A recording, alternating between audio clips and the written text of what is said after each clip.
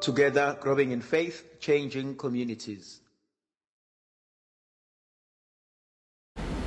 Ngakathunyiswe Jesu Kristo.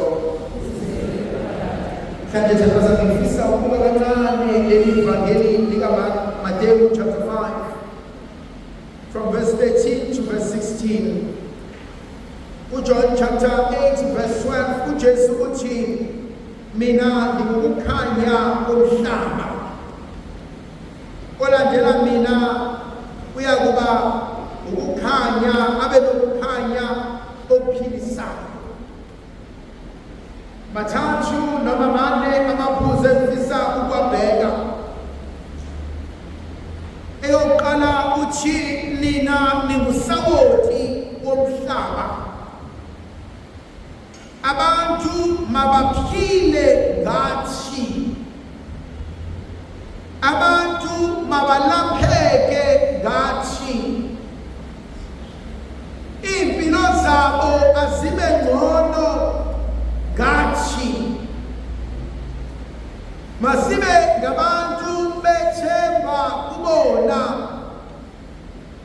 Masibe ngabantu bokuphila kubona.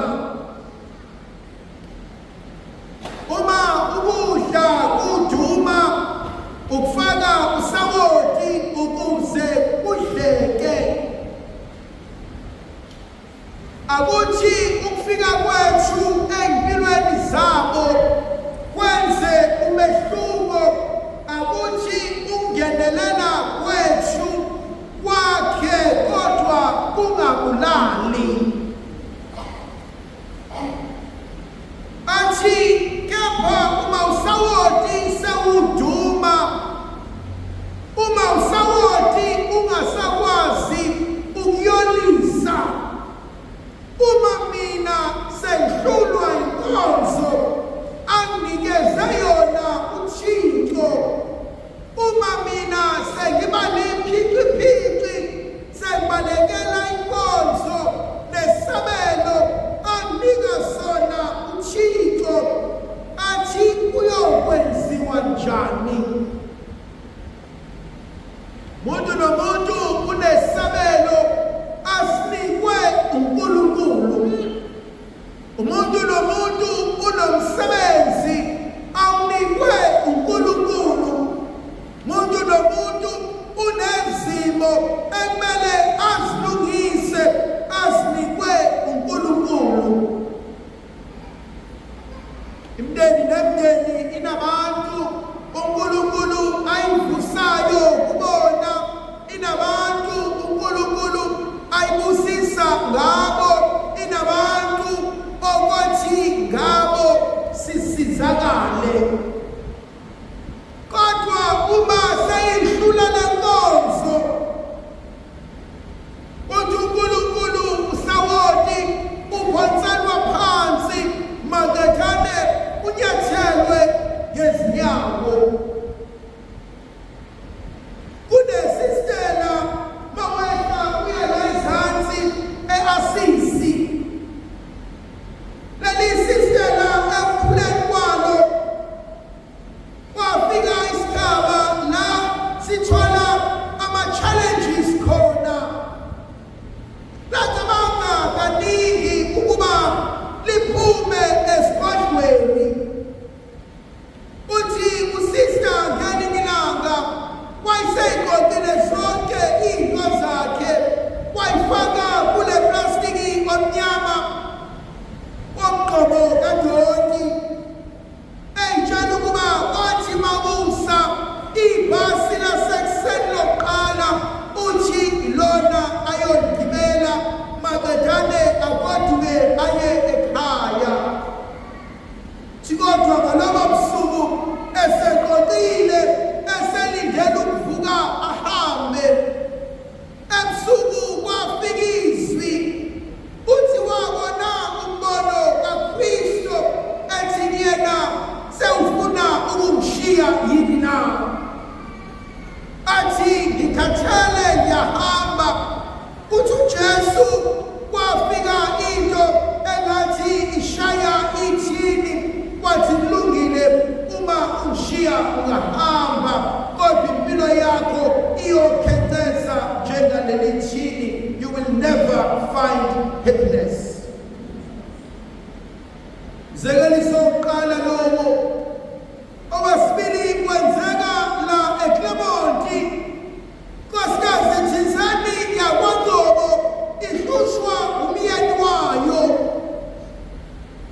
Abaseloma ekonke into zakhe ayifake kwinkonmende, ebeselithwala ekhanda, ebesefudula iy'ngane zakhe aphumele ngaphandle. Uthi wahlangana nesalukwazi angasazi, akakaze asibona, wagcina ngalelo langa. Esathi masimbona sathi wema sibanibani uzowushiya nobani, umuzi wami ubaleka nabantwana bami nabo. Uma uhamba nabo angeke ubakhulise labantwana unless ubuyela emzini wami. Chilo mama wabuyela emuva akasazi lesasalukwazi, kwathi bechaza esechazela umndeni sekwahamba isikhathi bayatshelwa kwakuwukhokhokazi wakulowo muzi.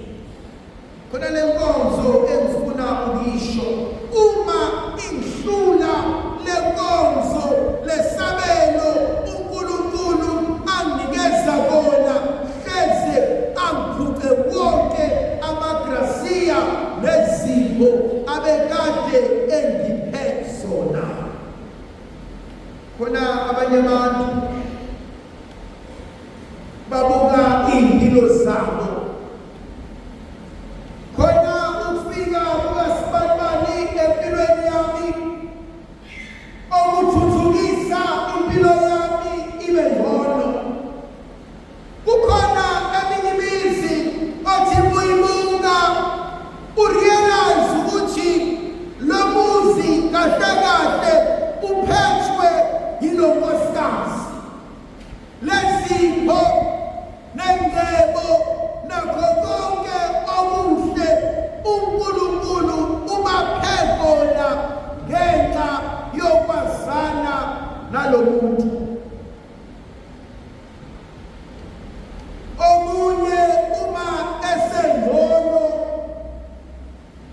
whether owesilisa noma owesifazane, khona obephila kahle kodwa meke ahlehla, meke asuka, meke bahlukana, ulahlekelwa yikona konke.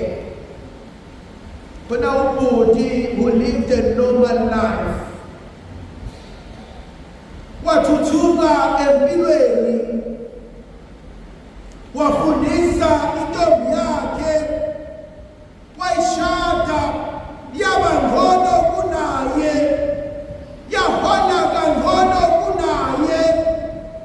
Ithe isibona ingcono isinama-degrees yase iyamshiya, wasala yedwa umntana womuntu, kodwa phelanga ithathe ngakanani isifundiswa salahlekelwa yikona konke obengelutho namhlanje ufinya ngengololwane. Elingishalayo elithi uma ungasakwenzi obumiselwe kona, ngizophuca amandla ebengikunikeze wona.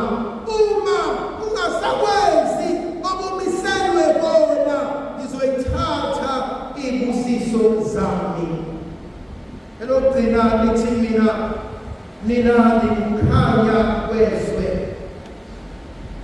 Umsebenzi emihle mayenzeke phakathi kwabantu, madekane badumise uNkulunkulu.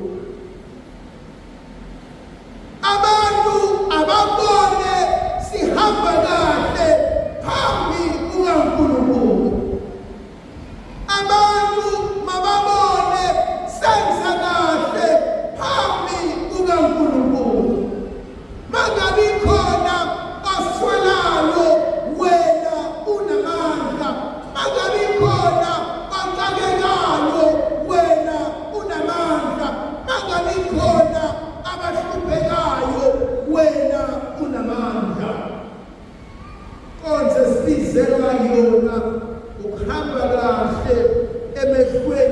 likaNkulunkulu